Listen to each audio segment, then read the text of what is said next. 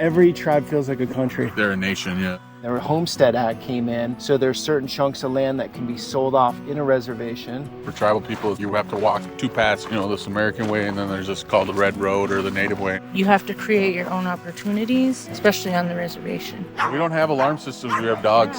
In a reservation, normally you're the majority, but in this reservation, you're the minority. Why do you think it's more successful than other tribes? So how is that when you see white women, obviously from somewhere else, on the land here? We read books about Native warriors in their time, but we are history in the making right now. I'm past maybe kindergarten at this point. Next video is first grade. Preschool maybe. You still gotta take your naps and drink your milk. There's always been attempts to try to overtake this area. What we need is an easier access to our own land. Good afternoon, guys. Today we're starting on a journey of understanding Native culture in the United States. So this is our first reservation here in Montana, the Flathead Reservation. It starts just a couple miles down the shore here, pushes far south here in beautiful northern Montana. Home to the Salish and the Kootenai people. Today we have the great privilege to meet with some locals who said they'd bring us in and explain their world, life on the reservation, and how things work there. Let's do this.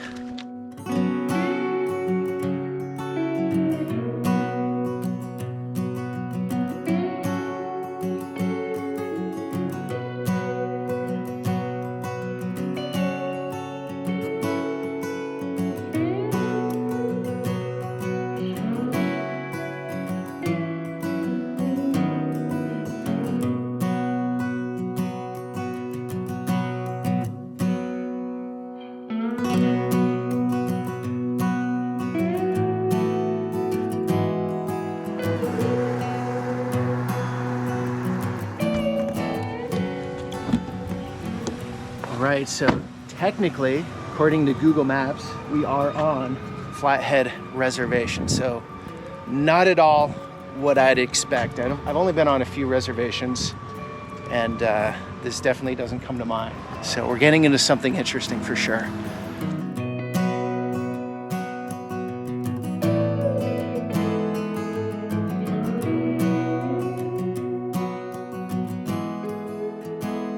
I think there's one more hill. So that's a full bison range?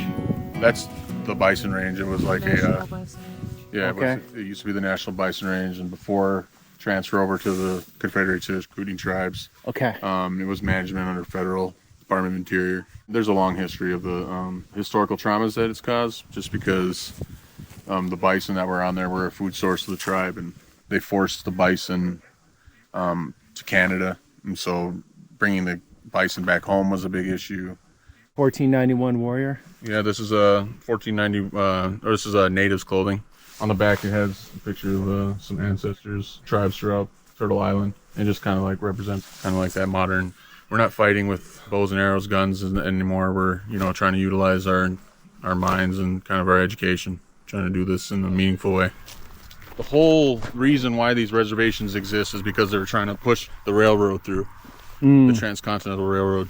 Their whole mission was to try to prevent war, creating these peace treaties. These were all just like protections and promises that were made that the tribes did not get at all. And the Flathead Reservation was intended to be an Indian country. And in the original signing of the treaty, it was not just the Salish, the Kootenai, and the Pend Oreille. There were other tribes like the Spokane who were also represented on that treaty, the original treaty, Hellgate Treaty. And so this was a place that they were going to displace Native tribes as an Indian country. You're Blackfeet, that's where you're originally from? Yeah. But even within Blackfeet, there are different names, bands. different bands you Yeah. call them. Okay. Yeah, I'm Scapi Piikani band here in the United States. I'm also Kootenai, and there are 7 bands of Kootenai that are from here, United States, with the Xanka, which is the standing arrow band. Their kill, they would lick the blood from their arrow, and then they would stab it into the ground when they would hunt or in battle. So traditional tribes the Salish, the Kasanka, and the Klespek. The Salish, they have their own alphabet system. So these are the letters they use. So it all falls under Flathead Reservation, though. All these Which is groups kind of a come in. derogatory term within itself. It was something that first settlers came over. They described the tribal people as having flatheads, and that's what they used it as a description. Okay, for them. so don't say that. I mean, it's the reservation. It's like literally what the reservation's called. Since colonialism began, the misinterpretations of words and things like that, that all plays part to like what they called us. And so it's really, what do you call yourself? And we do have names for ourselves. For myself, it's a Zuni Pueblo tribe, but we call ourselves the Ashiwi, or in Turtle Mountains, the French would call us Chippewa, or Ojibwe. Okay. But we're the Anishinaabe. Just grew up, like they're always talking about, for tribal people, you have to walk two paths, this American way, and then there's this called the Red Road or the Native way, and it's like, we shouldn't be having to be forced to walk two paths when everybody else only has to walk one. We read books about like Native warriors in their time, but we are history in the making right now. And so we have to use our education to like combat all these things, these systematic ills that face our community. And it's not just like getting a job that you're gonna, pay for your housing or your food every week. It's like, it's a whole bigger thing of like, how can you play part as a Native person today in this like tribe?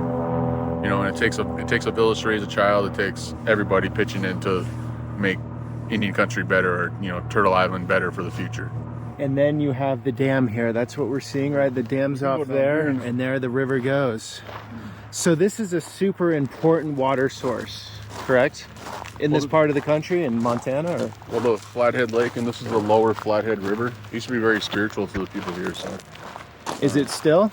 It was basically called the place of the falling waters, and it had, it was kind of like a falls. The Kootenai people would come to this area and say their prayers.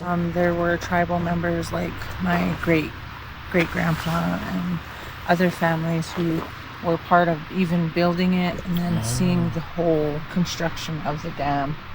I'm originally from the Blackfeet Reservation, born and raised, but my grandmother was Kootenai. The dam was really something that my grandmother stressed to my dad growing up, that because they were going to be owners of the dam, that one day this reservation would be an important place, and that if he wanted to make something for his family, that we should live here and go to school and have opportunities. So we have people who are creating, Native people who are creating more businesses. They're wanting to own homes. They're wanting to bring back to the reservation what, their parents had always stressed to them. You go off, go to school, come back and help your people. So is that how it is mostly? You grow up, and if you have good parenting, they're like, take off, go to school, and then come back? Or it depends on the person? Well, like as far as Native American communities, education is now just recently becoming very, very more and more important. I'm one of the first generation college graduate students in my family. One of 5 high school graduates, one of 3 one of 2 college graduates. Was it your parents that pushed that, or how did you get to that? My parents, but also just growing and having my own family, and kind of realizing that you have to create your own opportunities, especially on the reservation. Every tribe feels like a country. They're a nation, yeah. Every treaty is an agreement between 2 nations. The treaty would be through the United States and any tribe that the United States made an agreement with. Okay, so Blackfeet, which is over the mountains there, is another nation, basically. Yep. Yes. They would consider themselves the Blackfeet Nation, yes. How are the relations between the 2 reservations, would you say? It wasn't always the best relationship Blackfeet tribes were considered the Lord of the Plains. We had the neighboring tribes, which were on the outskirts of their territories, but they had to come in to go east to hunt the buffalo. The Blackfeet were very territorial, and so the people had to form alliances with other tribes to hunt. And they weren't always the best relationships, but through time and modernization, relationships are starting to improve. They're relying on one another for new advances within the tribe, and hopefully within food sovereignty we could start building better alliances. This tribe has done a lot of like firsts in terms of like tribes doing this first, like the dam or the refuge, the wildlife refuge complex, or the casinos and things like that. These are all their self-determination, exercising that, which opens up doors, opens up jobs. Why do you think it's, say, more successful than other tribes? Well, there's relationships that have been built, with outsiders, definitely federal government. It's not just economic success that is important to tribes and what could be considered as valuable, in comparison to maybe the Blackfeet tribe. Like cultural retention is important, and that's something that's prevalent over there. Mm-hmm. And the tribes are working really hard to maintain like their language here. They have a language immersion school for the youth, and so you have really young kids, learning the language, much more proficient at it than us, as their parents, And there's these really strong attempts to gather information from the elders that are still here, and there's it's been pretty well documented, this tribe. There's always these tribes that had relationships with the federal government before other tribes. You look at the Cherokee tribe, and there's a long history of of tribal people trying to become, or them forcing us to become Americans, or us trying to relate in a way to become, to them, appear more Americans, whether it be the boarding school trying to beat this type of civility into us, or tribal people joining the military to be, to get that type of status as an American, to appear American to their counterparts. Okay. So the boarding schools were in the 30s, right? Mostly 30s, 40s? From like the late 1880s or something. Okay. To 60s, 70s. Okay. And there's still boarding schools now. There's still some exist. Yeah. But they're not the way they're managed. There's tribal management, self-management. So here's what's been confusing for me is religion out here, because I understand the boarding schools, and so the religion was like really forced. It was forced on the people, right?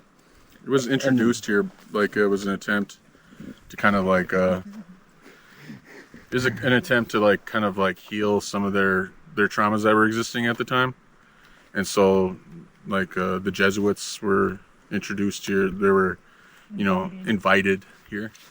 But some natives, from the few I've met, some aren't religious and some are religious. Yeah. So it just depends on the person, right? It really depends on the person, their family, how they were raised, how they were treated in the boarding school too. There's some have good stories and some have, most of them are really bad stories. So it's like my grandma, she never experienced the hardships that a lot of people did in the boarding school, or death. There's a lot of death that happened, and it's like it's all about how you were treated, essentially.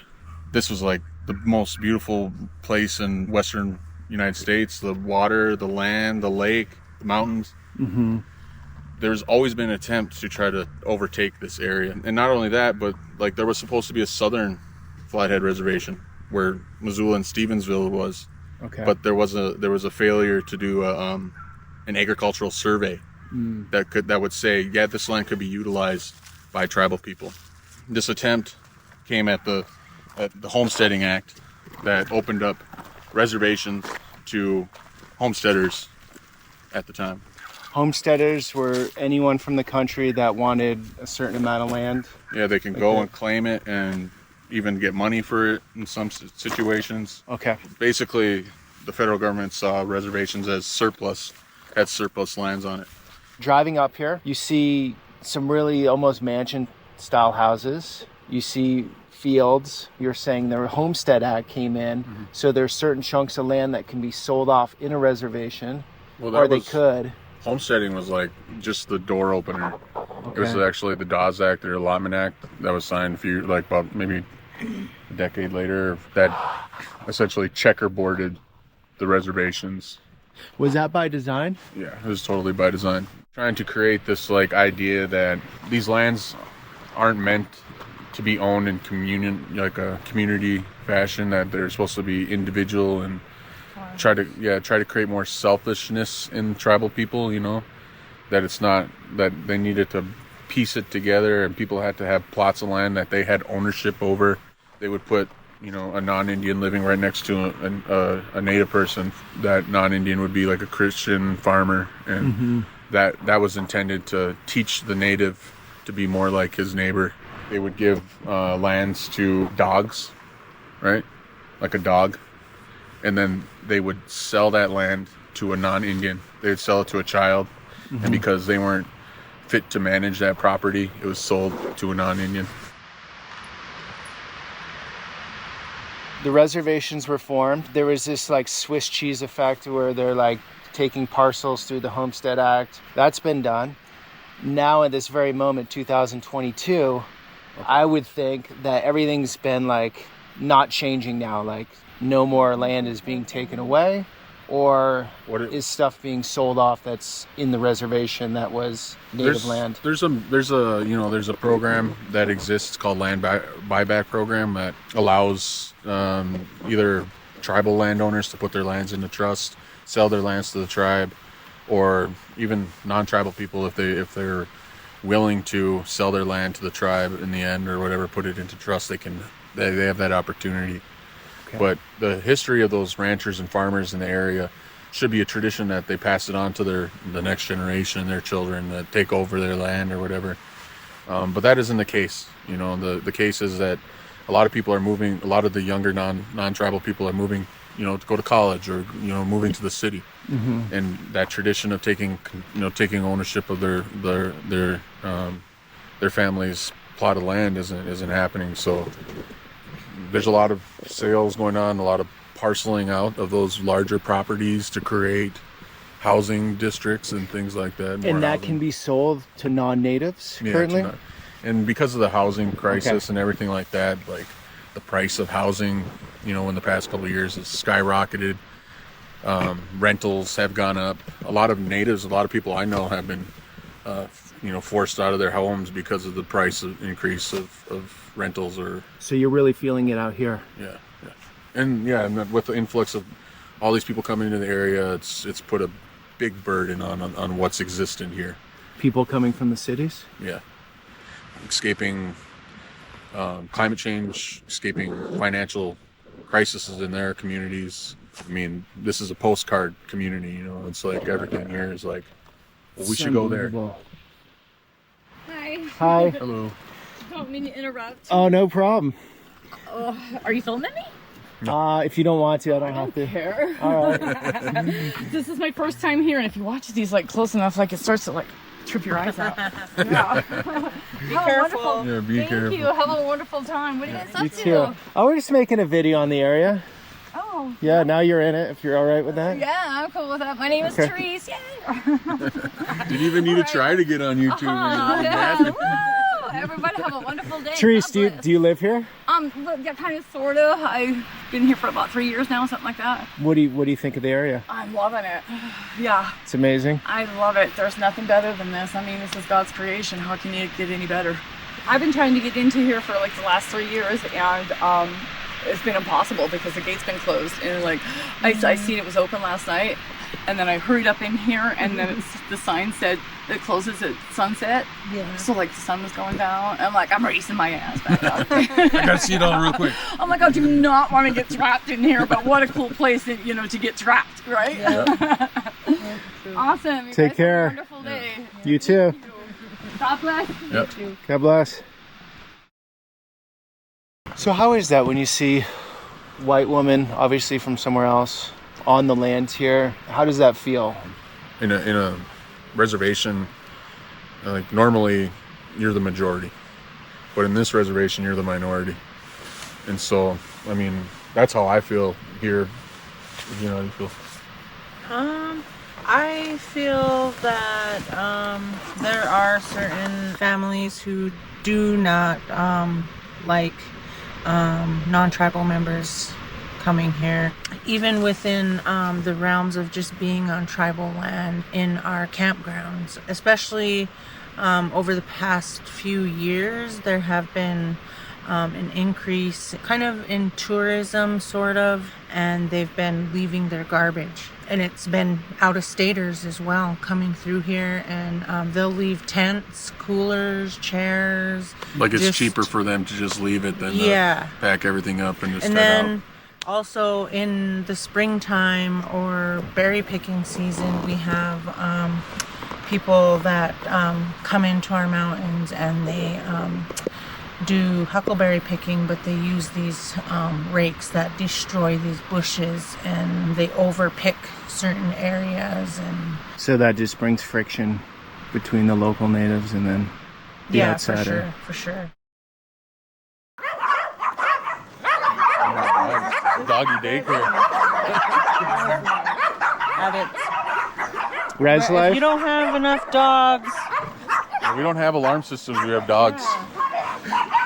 How many natives on this reservation in total, roughly? Tribal members, around 5,600 to like 6,800. Okay. But there's a lot of big gray area because there's a lot of tribal people who come from all around the nation and Canada and the world, you know, that come to SKC and are SKC? Salish Kootenai College, Okay. and meet locals, Okay. have families. That's how you met? Get jobs. Yeah, get jobs. This is our like garden bed project where we get refurbished wood or purchased wood and then deliver to tribal homes throughout the reservation. They get the frame, they get dirt and compost, and then seedlings. And then we have tips and tricks, videos, things like that they can utilize as education. When we are talking about the ills of the reservation or reservation life, it's about these historical traumas that have been placed on us and the effects of those historical traumas. And this is something that we're trying to utilize as like a way for us to, you know, get our hands dirty, get the hands in the dirt, and kind of heal our mental health that has been affected. Depression and suicide is very prevalent in indigenous communities, and this is some way that we're trying to, you know, give an option for people to, you know, exercise some health and wellness, you know, and have an outlet, essentially. So anyone that wants one of these flower beds, you'll come out, you and your organization will come out and build them on their property? Yep, deliver all the stuff and install it. Yeah. That's great. Are they interested? Have you seen a lot of interest? Or Our first year was 50 beds, and cool. Our second year was 31. So it's really weighing out like kind of like the difference between like breaking our back and trying to like, you know, start this revolution, or like, you know, doing it in a sustainable way for our organization. What would you say that you all have here, being native, that other people maybe don't understand or are missing out on? I would say that people don't even know that they're on a reservation, and that's just a lack of education, lack of awareness. I always make a joke that like there's nobody more more American than a Native American. And so it's really like if we're really talking about united together, there's this whole story about who we are, and we're born with it, and we see it. You know, we see a lot of communities, non-tribal communities, becoming more aware. You know, renaming landmarks, bodies of water, the bridge in Missoula. Mm-hmm. These are all important steps at the healing that needs to go on between tribal people and non-tribal people. What we need is an easier access to our own land. Getting a piece of land is quite the battle in its own. Do you two own land? And you want to own land? Mm-hmm. Everyone wants to own land, yeah. So it's really difficult. Mm-hmm. Okay. So how does that make you feel when you see people from the outside coming in buying land? I feel like we can own land too. We just, our people You know, it's all about learning the process, being prepared early in life, knowing that, you know, owning land, owning a home is something that is something you should do. Some people don't have that mentality of owning anything. And once I feel like you have your own land and your own home, you can self-sustain. You can self-sustain, take care of yourself. Even if you have more than enough, you can take care of your neighbor. There are programs that exist for Native Americans to acquire land, and so that's all about, you know, education and understanding how to utilize that education. And not all Native Americans know how to, you know, go about the process, the procedures. So of acquiring this land. is it a long process, or you just get in line basically and then eventually it happens? Well, we got to compete against other, you know, like we're a nonprofit, so I mean, we're competing against for-profit industry. We're also competing against non-Indians who are leasing out agricultural land. So, you know, there's competition in it, and you know that all breaks down to, like, is capitalism the right answer, or is there more sustainable, community-based approaches at solving our issues locally? Are you gonna enter one of these programs if you haven't already, or? Yeah, it's been, our organization's been in operations third year now, so it's like.